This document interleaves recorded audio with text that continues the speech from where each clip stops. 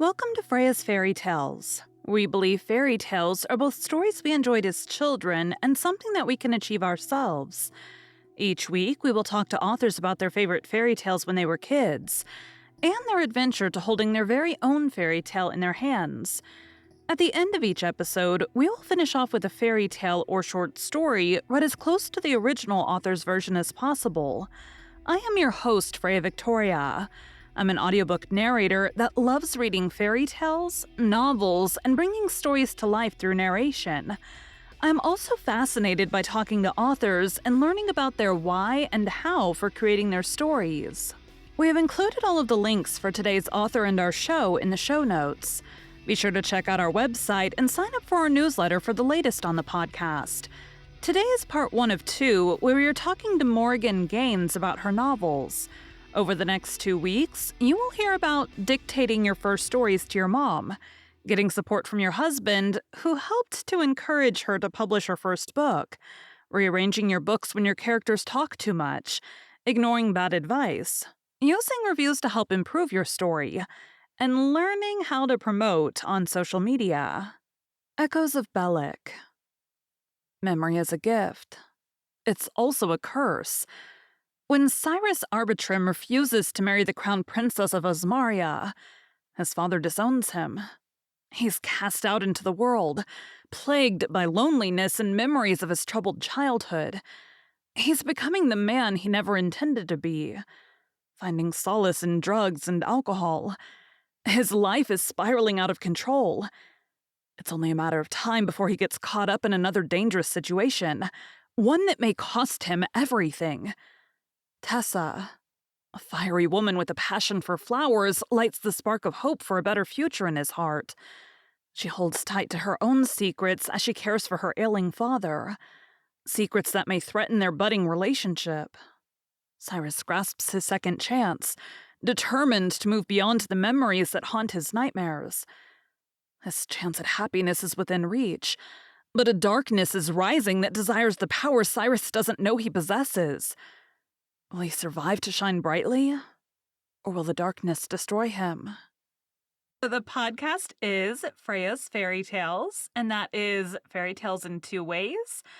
Fairy tales are something that we either watched or read or listened to when we were kids.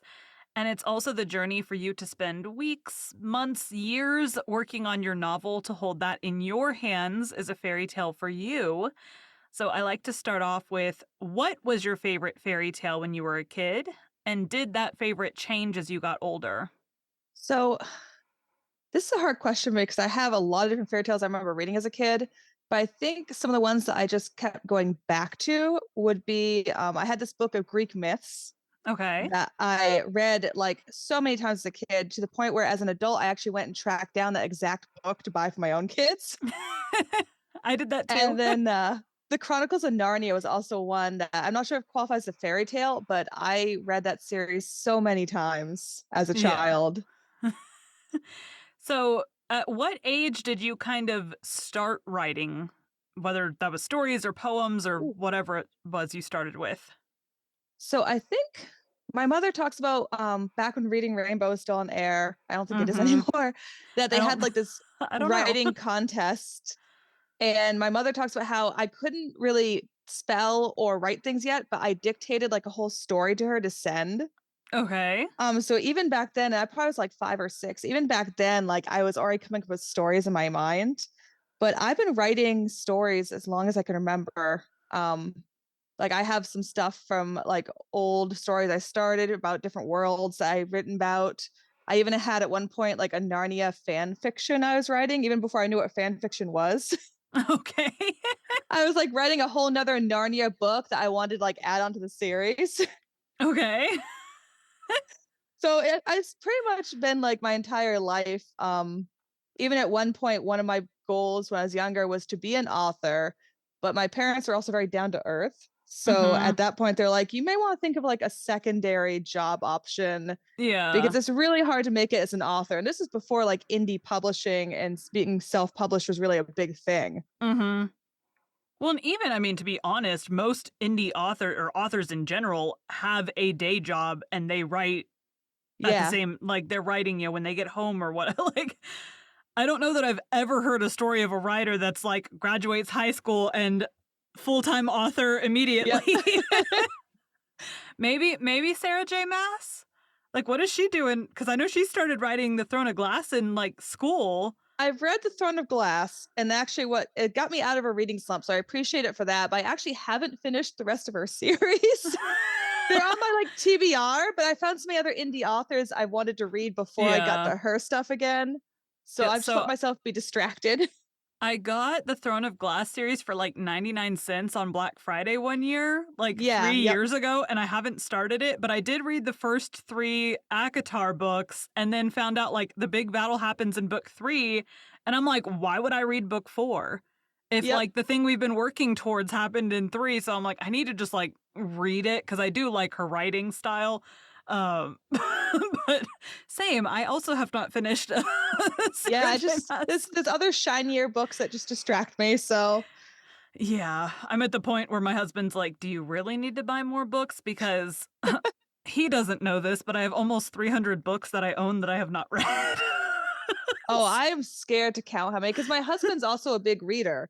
And so his big thing was like the Robert Jordan and Brandon Sanderson and those Yeah. authors. And I haven't had to gotten a chance to read those yet. I want to, but they're much heftier books. And as a mom Yes. and a writer, it feels like a lot of my brain power goes I into want reading something that big. like, I need lighter stuff right now. I just finished prepping a narration book, and it was so good that I was like, "Now I'm having a book hangover, and I need something." Not that the book wasn't, like, light and fun, it was, like, magic and stuff like that, but it was just so good that I'm like, "I need something, like, light Yep. after that to, like." Do I Palette ever cleanser stop is what I reading? call it. Yeah. I'm like, I just need something light. So, like, the first couple books on my things were all, like, BDSM type books. I'm like, "That is not light." Like, no. That's yeah, a little towards the opposite side. Yeah. So you started writing when you were young. You were writing fan fiction, apparently. When did you start writing your first full-length novel? Did you finish that first one, and did you publish that one? So I had a lot of book ideas throughout high school, even. I did a bunch of writing courses. I had great English teachers that were very encouraging. But after high school, I went into college and I just experienced like severe writer's block and even a reading slump. And I mean like 6 to 7 years where I was Oh struggling to gosh. read anything except for textbooks. I was in the middle of writing college papers. And every time I sat down to try to write creatively, there we go, creatively, um, I just couldn't do it. I was so frustrated. So it wasn't until 2021 that I started writing again after high school. I started looking back at what I'd written and trying to decide if there was anything that was salvageable. Because of course I'd matured, I'd become a Mhm. mom, I'd become a parent, adulting and everything, gone through college. So a lot of what I'd written in high school was a lot different from what I write now. Right. So when did you start writing the first full length? So the one that I have, the books I published this past couple of years, I started writing those in 2021. It was July of 2021, and my youngest son, one of my middle children, because I have four, we had just gotten a Lyme disease diagnosis for him. Okay. And I just remember being really, really stressed that night. And I sat down just trying to find something that I could just escape into because I was really worried Mhm. about him. And we had all this medication we had to do and all this stuff we had to do for him. And luckily he's fine now. He fully recovered. No long-term damage with that. And I started going through some old high school stories I'd started but never really finished. Mhm. And I had one where the main character's name was Elizabeth. And Okay. it was set in like a magic school, sort of Harry Potter-ish, and I looked at it and I was like, I sort of want to write this character, but I don't want to write this story. Mhm. So I changed the name to Elspeth and I started just writing, and the words started flowing again. And there was a moment where I stopped and I was getting frustrated because I realized that I was writing a character that I had written so many times, sort of that young woman who's trying to break free from her family, a Mhm. coming of age. And for some reason, that just really annoyed me that night. So Okay. I started, and so I looked at it, I said, okay, I'm going to do a dual perspective. I started writing about this man, Cyrus. Um, and started writing his side of the story. Okay. And then it just sort of evolved into this full blown story about the two of them and their own past and their own traumas they're trying to overcome. And that was is what became A Treachery of Ravens. So at first it was just I'm going to write this, I'm going to write this, and I actually had two friends who were also writing at the time, and one of which had just self-published her first romance novel, Tiffany Costa, and she had published "See You Monday."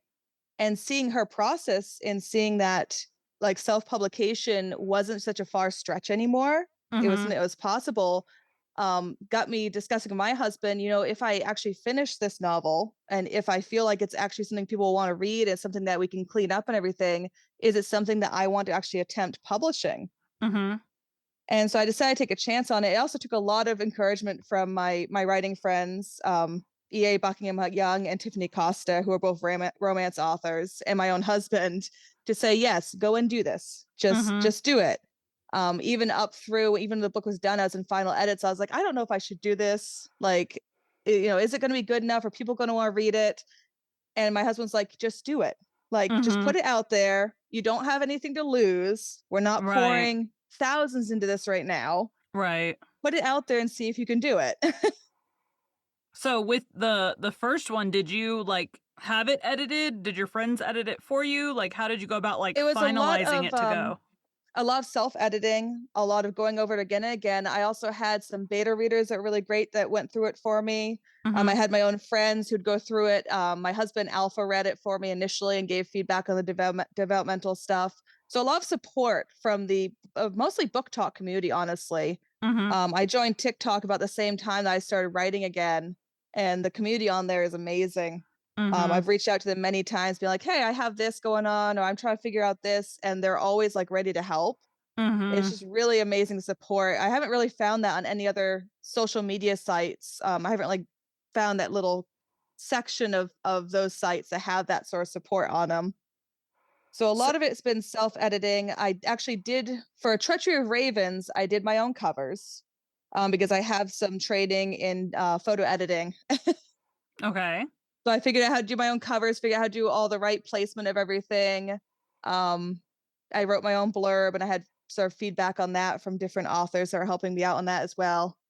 So a Okay. lot of it I've done myself, because we are a low income family. So we don't have a lot of extra money to put into some of the aspects I'd love to put money into right now. Mhm. But I'm hoping at some point, like I could outsource a lot of that. And for the second book, which later on became the first book in the series, Echoes of Bellek, I did actually outsource the cover because I couldn't, with my skills, find the right cover setup that I Mhm. wanted.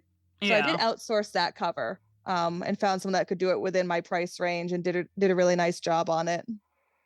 Okay. And so how long did it take you to write the first book when you got started versus the second one?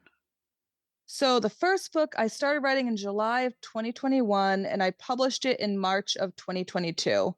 So that Okay. would be what is 8? that? About 8 months, I think, total. Um and Echoes of Bellek I started writing in April of last year, 2022, and that published in October. And that one's shorter though. Okay. That one's significantly shorter. A Treachery of Ravens is about 110,000 words, the first edition. And then Echoes of Bellek is only, I think, 65,000, I want to say. Okay. So that's So quite a bit shorter. And that yeah. one is only single perspective. So a Okay. lot of it was a little easier to sort of write and edit Yeah. and figure out. So you got those done. You, I'm guessing, leaned on your friends to help walk you through this, like getting it actually published part of it. Yeah, between book talk and my friends who had already gone through some of the process, that's pretty much where I got my information. I did some research, of course, on Google when I couldn't answer something, but Mhm. basically going through the whole steps of Amazon and Kindle Unlimited and all that fun stuff. So you got them out. You published book 2 first and then book 1. Yeah, so what happened with that is I published what was supposed to be book one, and I started writing a prequel novella, is what Echoes of Bellic was supposed to be. Okay. But the story didn't want to be told in under 20,000, 30,000 words. Okay. So it ended up becoming a much longer actual prequel. And then, like a couple weeks before publication, I had an alpha or an ARC reader reading it, not alpha reader, but ARC reader. I had an ARC reader reading it, and she mentioned, "Hey, you can change the order of your series on like Amazon. They let you change the order of your books." And this, because apparently she had tried to read the second of the second book before, and she just had not liked one of the characters and couldn't work with it. So she had Okay. stopped reading it. She had DNF'd it. She's like, if I had read this book before that one, I would have kept reading the second one because now I understand why this character is the way they are. Mhm. And so she suggested making it the first book in the series. And I had actually been thinking about that, but I didn't realize it was possible to rearrange them. Okay. I And I, wouldn't have I thought that looked, was possible either, but yeah, you can. And I looked at everything. I was like, well, I don't have a huge readership yet. So this Mhm. would be the time to sort of do that. Right. I was like, okay, I'm going to do this because it helps the whole series as a whole. It helps tell the whole story better if people know they really should read this book first. Right. And then I went back and did look at the first book I published, A Treachery of Ravens, and right now I'm actually doing some rewrites on that. Okay. Because I decided that even though the story, I still am proud I published it. I'm still happy I did it because it motivated me to actually continue working on writing Mhm. and publishing. But Mhm. I don't think that that book can carry readers to the third book as well as it should. Okay. So I'm actually in the process of doing a second edition of that book, rewriting it, making some edits, developing some of the characters a little better so that Mhm. the story that is being told is more clear to the reader and actually carries you through the series. That makes sense. So you were on book talk while you're writing your book. Yeah. What did you kind of do to talk about the first book that you put out? Like, how did you get people to read it? I did a lot of different videos. Some of them were just like the voiceover things, and I just put like Mhm. a little thing at the top. And TikTok, it's both good and bad because it really is no set pattern on how to get people to see your stuff, I don't think. Right. It I know changes too there's much. yeah, there's an algorithm, but some weeks my things would get great reviews and people would be commenting, other times not. But I think that a lot of it that got more of the personal relationships that led to like the ARC readers and the beta readers was just actually just talking to people about my process and Mhm. saying, here's what my book's about, and here are the characters. And it's always fun to do like the little fun videos as well. But those don't always give you the connection you need to be part of the Right. community. And another one I did though that did get a lot of reactions was just me being outlandish one evening. I grabbed my tripod, I went outside, and I just had my little practice sword, and I ran up and like, "Hey, adventurer, I have a quest for you. I need beta readers to go read this book." And like did this whole I think I skit saw that one. and I did another one later on where I needed arc readers for my second book, and that got a lot of positive feedback. People loved it. They loved that I was just being sort of outlandish and myself, and Mhm. that's really hard for me sometimes on video because I'm not as used to interacting on video. So it's a big learning curve for me on TikTok Mhm. because I had the public speaking experience, but seeing myself on video and being able to rewatch it before you post it Yeah. was not good for me. I still Wait, we're have to supposed to like rewatch it cuz I never do that. I wouldn't recommend rewatching because then Let's you see. like All then I I go back do, and delete it and redo it and I like record it and then I add my my narrator logo in the corner. That's like all I ever do. I honestly need to start doing that because I start being too self-critical of what I see on the screen and I Now end up, there's oh, I need to record sometimes it and where I'm like, "Oh, I can get this in 15 seconds," and then it's like, "Okay, no." So then I have to like, delete it and start over and like redo it. Or I'll start like, I'm like, "Oh, I'm gonna talk about this today," and I'll start and I'm like, "Why did you word it that way? That was so stupid." And then I'll like delete it just because it's like it would be like too much ranting instead of like actually being what it's supposed to be. I have a hard time like keeping it short and sweet. It's Yeah. not my strong point. So a lot of times I set it to like the 3 minute option and just record and then Yeah. hopefully it's short enough. Yeah, who knows? So you have these two books out. You are talking about them on TikTok. I have to ask, any plans for audiobooks in the future? I've looked at some of the audiobook options and I'd love to make that accessible because I have my son who has dyslexia relies very heavily on audiobooks. And I know that's Mhm. a great way to get the book out to people who either can't perhaps read it for whatever reason, or it's great. Like I listen to audiobooks when I'm cleaning and stuff. It Mhm. opens it up to so many more people. I don't have any plans right now Mhm. because again, it would be looking at sort of the investment and different options of how to do that. But I'd love to do it someday. I'm like, I have to ask because that's what I mean, I don't actually remember how you found me to get on the podcast, but I've I'm like, seen there's a lot of other authors I know that I've like follow and we interact and stuff that have been on the podcast. So I've mhm, been sort of okay. following you for a while. I'm like, okay, this seems pretty legit. This seems pretty cool. I should do this. I should take the leap of faith and just try it out. I'm like from day one, I'm like, I don't know what I'm doing. I try not to make this seem like, I mean, I ask the same questions because I'm talking to authors all the time. Like, there's going to be the same, like, when did you start writing? What is your book about, essentially? How long did it take you to write that book? What did you do after you finished writing it? Like, all of those are going to be the same no matter what author I'm talking to. Um, but then, like, I'm like, the rest of it, I'm like, just like talk. I'm going to talk sometimes because it's weird for it to be my podcast and me never to talk on it. Like, Yep. plus some authors are just not as like wordy. So you have to like fill in the like Yeah, time. fill in the gaps. Yeah. So it's like, this is really weird. Both of you guys today are great though. And both of you have like been getting words in just fine. So we're good. So, what have you found has worked like the best for you? Just like, I think you kind of said just being like honest, being yourself, talking about the process has worked better promotion wise. Yeah, and sort of I also try my best to work like sign up for other office arcs and sign up for beta rating Mhm. other authors and then promoting their work because I found that number one, it sort of keeps me in the radar, honestly. If they know Mhm. that I'm willing to support them, then often they're willing to support me. And Right. also it helps start forming those relationships as well. So Mhm. like if I read another fantasy author's work and then I start chatting them about it, then I can feel more comfortable reaching out and saying, "Hey, how do you feel about this?" Or, I'm having this issue. So it helps me form those relationships online that maybe wouldn't organically grow without, a little input, a little Mhm. extra work.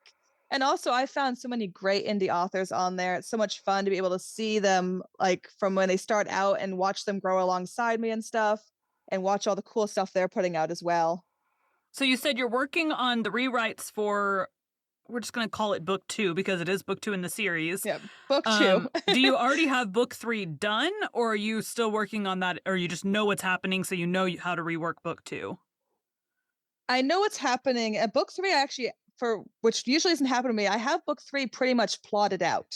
Okay. The first two books were sort of, I'm more of a pantster, so I'll have Okay. some plotting done, but a lot of it's just fill in the blanks. Mine But is book quite three, I literally actually have. my book is quite literally bullet points of like the names of the chapters and like this is the like one line of plot point that has to happen somewhere in this chapter. That is my This plot. is the vibe, Yeah. Like and she that's needs usually to how mine is. meet the male main character in this chapter. She needs to be doing this in this chapter somewhere, beginning, end, middle, I don't know, but somewhere in this chapter this has to happen. I write a lot of character-driven fantasy, so I have a hard time trying to make sure that the readers understand that even though the way I describe my writing is that I write about the little things in life that you don't really think about until you look back and you realize they actually had a big effect on you. Mhm. Because in my life, I look back, I see all these little moments that didn't seem very important at the time, but Right. had rippling effects. So I write what I guess it's what it is called is character driven fantasy, where I focus a lot on the character's experiences, and then there's still that overarching plot, Mhm. but you may not get as much of the like huge battle points and plot points like right away in the series, Mhm. which works for some readers and doesn't work for others, which I totally understand. So it's a little bit different than I think sort of the traditional fantasy that a lot of people are used to because of Where that. it's like go go go the whole time. Yeah, it's like go go go the whole time, and a lot of my books will have like little moments where they're interacting with like a villager or something, but through that interaction you learn more about them and their reactions to things Mhm. and their view of the world. But yes, book three, I actually do have plotted. So I know like what direction to rework book two to actually make it mesh in well the series again. Mhm. So it doesn't feel like it's so outside of everything that's going on. And then book 4 is the one where I don't have as much planned. I know generally what's supposed to happen there, but I haven't actually plotted it out yet. I also have like the first, I think it's the first 3 chapters of book 3 actually written. Okay. So I know where it's supposed to start at least. I have an author that I narrate for, and she has like the last chapter of the whole series written, but she hasn't written books 3 or the rest of book 4 yet. She's just like, I wrote the last chapter, so that one's done. I know where it's ending. I just have to like get there. With The Treachery of Ravens, the second book in this series, I actually had the end of it written. I was about halfway through and I was like, I have the ending in my head. I'm just going to write it right now. And so I just wrote the ending first and then just worked everything into that because it was That just like stuck in there and it wouldn't leave yeah. my head. So, That's how my husband's been writing. He's like, "Oh, this scene will pop into my head," so then he'll be, like, working so he has, like, a bunch of, like, where it'll say chapter question mark because he's not sure where when it in the story he's gonna get to it, he just knows that, like, that's gonna be in the book, and so now he's like, "Well, dang it, now I have to, like, connect all the dots because yep. I've written all these scenes, and now they have to all fit together somehow." Like, yeah, that's I like writing in straight lines so that I don't have to do that. It's always amazing to me, like how all these books that we have out here, like every author has a different process, like a different way Mhm. it works for them. And sometimes that process changes as they like evolve as an author. Well, and from It's book always to book, fascinating. sometimes you Oh may go yeah. back to it like, "Oh, this book really has to be" or based on I mean, it could be based on the genre too. When I write a Yep. fantasy, I write this way versus when I write a romance, I write, whatever. Yeah.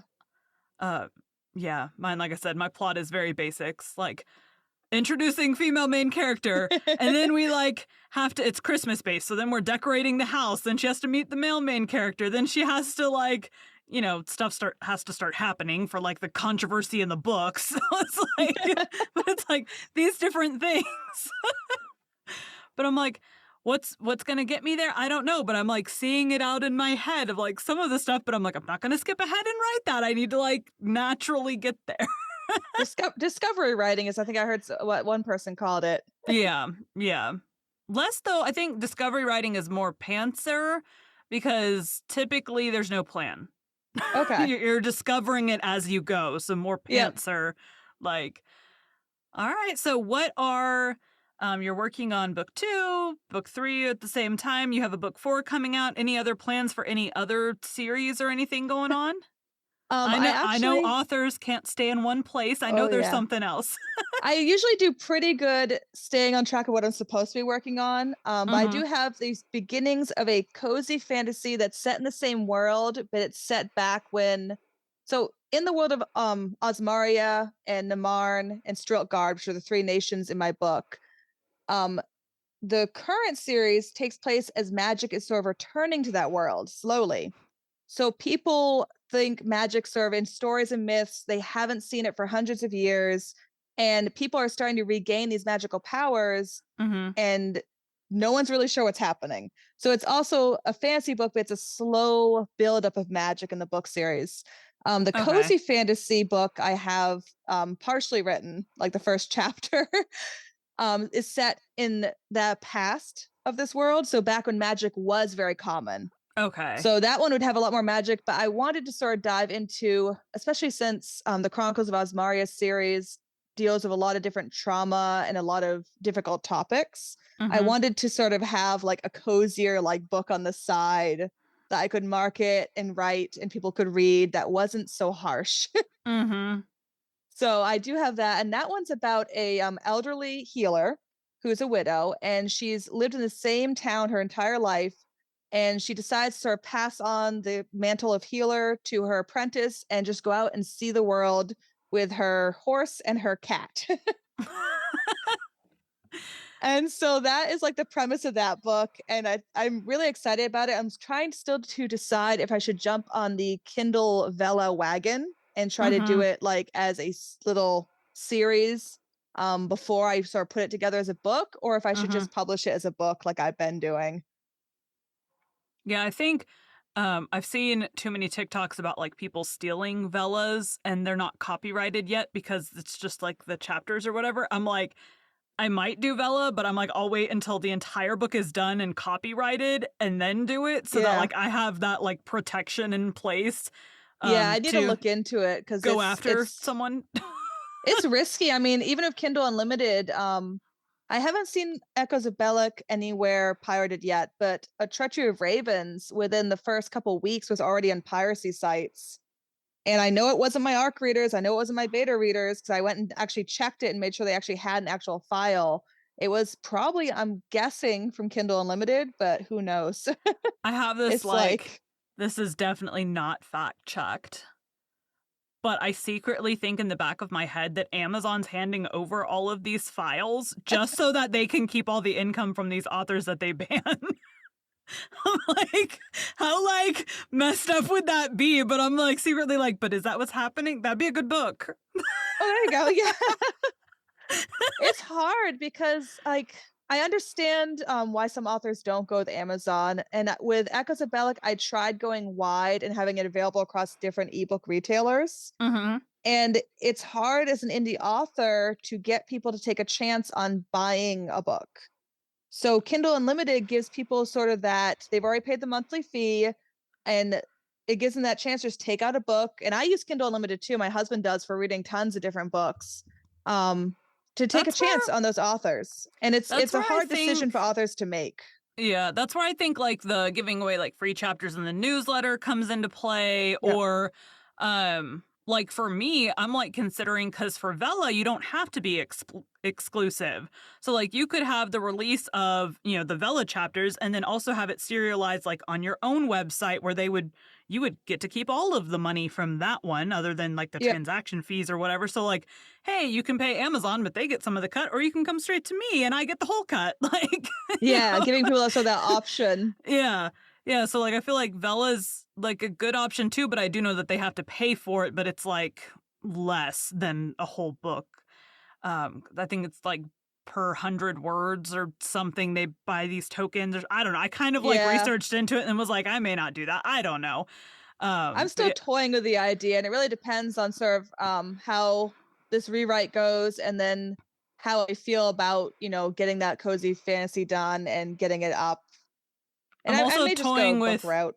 doing an insane amount of arcs, so like, get it in as many people's hands as possible up front and, like, see what I mean, that's happens. a valid like I've been trying to do that. And again, it's hard because with ARC readers, there's a certain percentage that you will not get the feedback and you will never hear from them again. Right. The other because they just didn't have the time to read the book or they didn't like the book, who knows? So it's always like like I'm pretty much have open arcs and open beta readers. My beta readers, I'm a little more picky because I definitely want them to give me feedback. But my Mhm. arc readers, I'm like, if you want the book and you give me your email, I will email you a copy of the book. Mhm. And I have what I call sort of open rolling forums for ARC readers where you can go to my link tree and do my Google form anytime and just say, yes, I'm interested in ARC reading for you. And then I'll email everyone when I happen to have an ARC available and say, hey, this book's coming out. Here's a rundown of it. If you're interested, let me know. And even with that, it's still hard to get ARC readers, I found, for I think myself at too, like, least. that's where it's good, like, the newsletter where they'll, like, do giveaways and stuff in the newsletters is also a good way to I feel like there's a lot of options out there, it's just, like, the brainstorming to figure out what works, but I feel like there Yeah. are a lot of good wide options besides just, like, having to go to KU. Where, like, you could get it into people's hands for free and, Yep. you know, whatever. I came across one guy who has a pay what you can model for his book right now, where it's, That's like, pretty cool. on his website, and I would assume he has, like, a donation, like a buy me a coffee or something on there for the Yep. however you send him the money for it. But I was like, that's very of course, he's getting flack from a bunch of authors for doing it that way, He's making but his book available to people that want to read it. I yep. mean, He's like, I totally understand that. I don't want you to get it on a pirate site. I want you to get it directly from me." Like, Yeah. yeah, if people are gonna get it free no matter what. It's And I feel like as I build up my sort of back catalog, it's gonna be easier to do that, where I'll be able to say, "Yeah, yeah, this is the first book in the series. Go ahead and read it for free, and then yeah. if you're interested, here's the rest of them." So I'm trying to be patient. I think a lot of being an author is just being patient and Mhm. keeping at it. Gosh, why Because can't I write faster? Morrigan liked Greek mythology growing up. A major branch of classical mythology, Greek mythology is the body of myths originally told by the ancient Greeks, and a genre of ancient Greek folklore. These stories concern the origin and nature of the world, the lives and activities of deities, heroes, and mythological creatures, and the origins and significance of the ancient Greeks' cult and ritual practices. Modern scholars study the myths to shed light on the religious and political institutions of ancient Greece, and to better understand the nature of myth-making itself. The Greek myths were initially propagated in an oral poetic tradition, most likely by Minoan and Mycenaean singers starting in the 18th century BC. Eventually, the myths of the heroes of the Trojan War and its aftermath became part of the oral tradition of Homer's epic poems, the Iliad and the Odyssey. Two poems by Homer's near contemporary Hesiod, the Theogony and the Works and Days, contain accounts of the genesis of the world, the succession of divine rulers, the succession of human ages, the origin of human woes, and the origin of sacrificial practices. Myths are also preserved in the Homeric hymns, in fragments of epic poems of the epic cycle, in lyric poems, in the works of the tragedians and comedians of the 5th century BC, in writings of scholars and poets of the Hellenistic age, and in texts from the time of the Roman Empire by writers such as Plutarch and Pausanias. Aside from this narrative deposit in ancient Greek literature, pictorial representations of gods, heroes, and mythic episodes featured prominently in ancient vase paintings, and the decoration of votive gifts and many other artifacts. Geometric designs on pottery of the 8th century BC depict scenes from the epic cycle, as well as the adventures of Heracles. In the succeeding archaic, classical, and Hellenistic periods, Homeric and various other mythological scenes appear, supplementing the existing literary evidence. Greek mythology has had an extensive influence on the culture, arts, and literature of Western civilization, and remains part of Western heritage and language. Poets and artists from ancient times to the present have derived inspiration from Greek mythology and have discovered contemporary significance and relevance in the themes. Today we'll be reading the story of Eros and Psyche. Don't forget, we're reading Les Morts d'Arthur, the story of King Arthur and of his noble knights of the Round Table on our Patreon. You can find the link in the show notes. I would like to apologize in advance for any mispronunciations of the Greek mythology names. The legendary beauty of Psyche. Once upon a time, there was a king who had 3 wonderful daughters.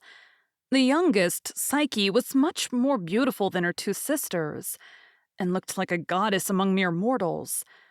The fame of its beauty had been spread throughout the whole kingdom, and men kept coming to her palace to admire and worship her.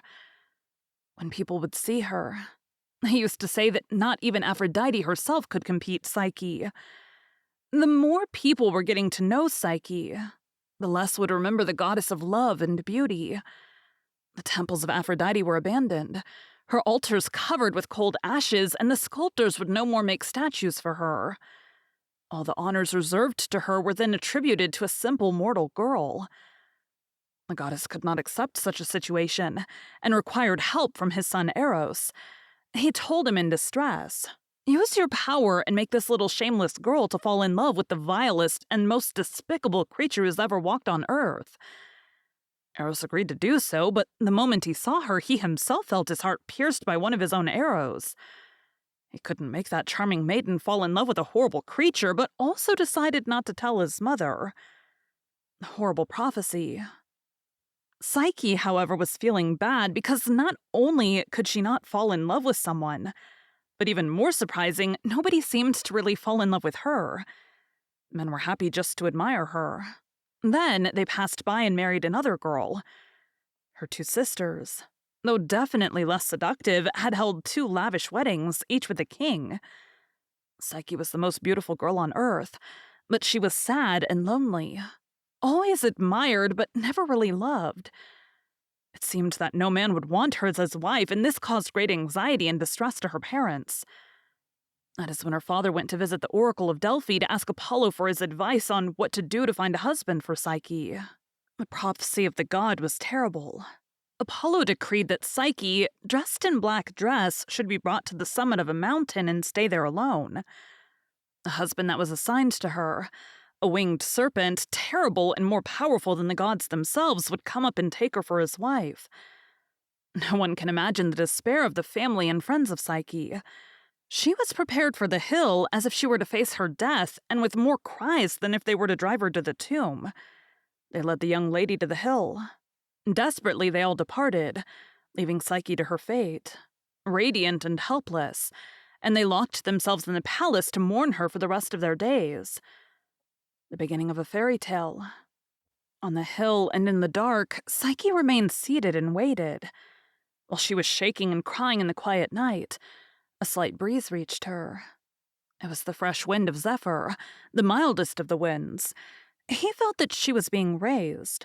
She was being taken into the air, over the rocky hill to a soft meadow full of flowers. He did his best to make her forget her pain and put her to sleep. She then woke up by the sound of a clear stream, and when she opened her eyes, she faced an imposing and magnificent castle.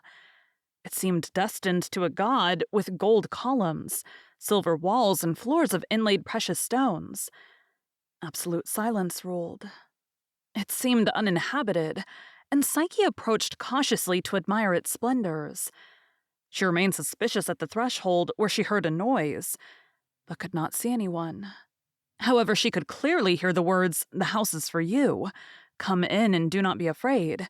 Take a bath, and we will immediately honor you with a great dinner." Never had she taken such a refreshing bath, nor tasted such delicious dishes. While eating, she heard a soft music around her, like a harp accompanying a numerous choir. She heard it, but she could not see it. The whole day she was alone, only accompanied by the voices. But somehow she knew her husband would come at night. And so it was. When she felt he was close to her and heard his voice whispering sweetly in her ear, her fears disappeared. Without even seeing him, she was certain that he was not a monster, but the loving husband she had always been wishing for. A doubt in her heart. The following days passed in full joy, and Psyche could not remember any happier time of her life. However, day after day, she was feeling sadness that she could not see her husband. Moreover, she was left alone all day, and boredom filled her heart. Suddenly, she started missing her family. They must have been mourning for her, and she was alive and happy. This was not fair, and she didn't want her family to suffer. That night, she asked her mysterious husband to grant her a favor. She wanted her sisters to come up at the palace and make sure that she was fine. That would be a comfort for her old parents. At first, her husband refused. But when Psyche turned out so sad, he told her, "Okay, I will allow your sisters to come up here, but I'm warning you, do not let them influence you. If they do, you will destroy our relationship and suffer a lot." Next day, her two sisters, carried by the wind, they came up to Psyche. They were all happy to see each other and cried in happiness. However, when they entered the palace, the two older sisters were amazed by all those magnificent treasures. During dinner, they heard a wonderful music and drank the most delicious of wines. Envy was flourishing in their heart, and an irresistible curiosity to know the owner of such magnificence, the husband of Psyche. They kept asking the poor girl questions on her husband, his look and his occupation. Psyche just said that he was a young hunter. But they didn't believe her, of course. Could a simple hunter be so rich? He must be a prince or even a god, they thought. The two sisters knew that compared to Psyche, their own wealth and happiness were nothing at all, and in total jealousy, they made a plan to hurt their sister. When they were saying goodbye, the two evil women told Psyche that her husband must be the awful snake that the Oracle of Delphi had told her husband. That is why he doesn't allow you to see him, because he knows that if you see him, you will feel disgust in his sight and leave him forever. Oh, poor Psyche, how can you sleep with such a horrible creature? The betrayal. From that day on, Psyche could think of nothing else but these words.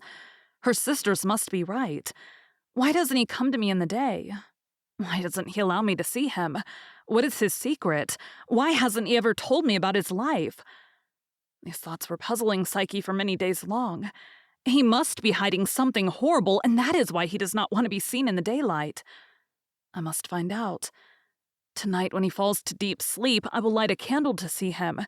If he is a snake, I will kill him. Otherwise, I will turn the candle off and go happily to sleep. He had taken her decision, forgetting all about her husband's warning. Instead, that night when her husband fell asleep peacefully, she took courage and lit the candle. Walking on her toes, she approached the bed and she felt a deep relief. The light did not show a monster, but the most beautiful of men. Ashamed by her madness and her little confidence, Psyche fell down on her knees and thanked gods for this happiness. But while she was leaning on him, a drop of oil fell from the candle on the back of that handsome young man. He woke up in pain and saw the light. He looked at her eyes, and facing Psyche's distrust, he left their bedroom without uttering a single word. Psyche immediately ran after her husband. It was dark and she could not see him, but could hear his heartbroken voice. Love cannot live without trust. Those were his last words before flying to the dark sky. The god of love, she thought. He was my husband, and I did not trust him. She cried and cried for days, and then she decided to do anything to gain him back. She would look everywhere for him, and she would prove her love. 3 dangerous tasks to prove her love. Without knowing what else to do, she went to the temple of Aphrodite and prayed to the goddess. She asked Aphrodite to speak to her son and persuade him to get Psyche back. Aphrodite had not, of course, overcome her jealousy for Psyche and still wanted her revenge. She told the young girl that she needed to be completely sure that Psyche was the appropriate wife for her son. Therefore, Psyche should accomplish 3 tasks to prove her skills. If she failed in even one of these tasks, Eros would be lost forever.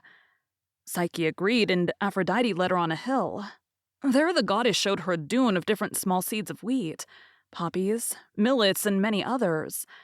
I want you to separate these seeds by this afternoon. If you do not, I will never let you see Eros again, said Aphrodite and left. How could she do that? How could she separate all these tiny seeds? This was a cruel task that filled her eyes with tears. That moment, a group of ants were passing by and saw her in despair. Come, feel mercy for this poor girl and let us help her, they said to each other. They all responded to this appeal and worked hard, separating the seeds, something in which they were experts. From the big original dune, they formed several smaller dunes, each with one kind of seed. These smaller dunes saw Aphrodite and became angry. You have not finished your work, she said, and ordered Psyche to sleep on the ground without giving her any food, while she leaned in her soft bed. She thought that if she could compel Psyche to hard work for a long time, her beauty would not resist. Meanwhile, Aphrodite would not let her son to leave his room, where he was all that time mourning for Psyche's betrayal. Next morning, Aphrodite came up with a new job for Psyche, a dangerous task. Can you see those black waters descending from the hill? That is River Estige, awful and abhorrent. Fill this bottle with its water, the goddess said. On reaching the waterfall, Psyche realized that the surrounding rocks were slippery and steep. The waters rushed through such abrupt rocks that only a winged creature could approach. And indeed, an eagle helped her. It was flying with its huge wings above the river when it saw Psyche, and felt sympathy for her. It seized the bottle from her hands with its beak, filled it with some black water, and gave it back to Psyche. Aphrodite accepted her with a cold smile. Someone helped you, she said sharply. Otherwise, you would not have been able to perform this task by your own. I'm going to give you another chance to prove that you are as determined as you claim to be. She gave a box to Psyche. She had to take it to the underworld and ask Persephone, queen of the dead, to drain a little of her beauty into the box. Obedient as usual, Psyche took the path leading to Hades. When she entered the gates and took the boat to the other bank, where the dead people used to leave, she gave much money to Chiron, to the boatman, to help her find her way in the dark to the palace of Persephone. Indeed, the boatman helped her, and after a while she was right in front of Persephone. When she asked her to drop a drain of her beauty in the box, Persephone was glad to serve Aphrodite.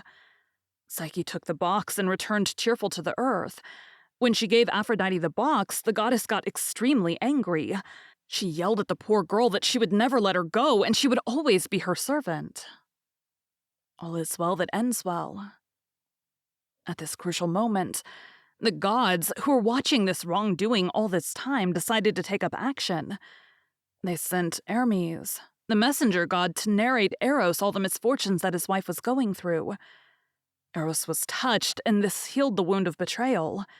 He left his room and found Psyche exhausted in his mother's garden. From that moment on, Eros and Psyche lived happily together in their lovely palace, which was always full of roses and other flowers. Psyche persuaded Eros to forgive his mother for what she had made her suffer. As a wedding gift, Zeus made Psyche immortal and allowed her to taste ambrosia, the drink of the gods. Even Aphrodite was happy because now that Psyche was living in the sky with her husband, men on earth had forgotten all about her and were again worshipping the true goddess of beauty. Thank you for joining Freya's Fairy Tales. Be sure to come back next week for the conclusion of Morrigan's journey to holding her own fairy tale in her hands, and to hear another of her favorite fairy tales.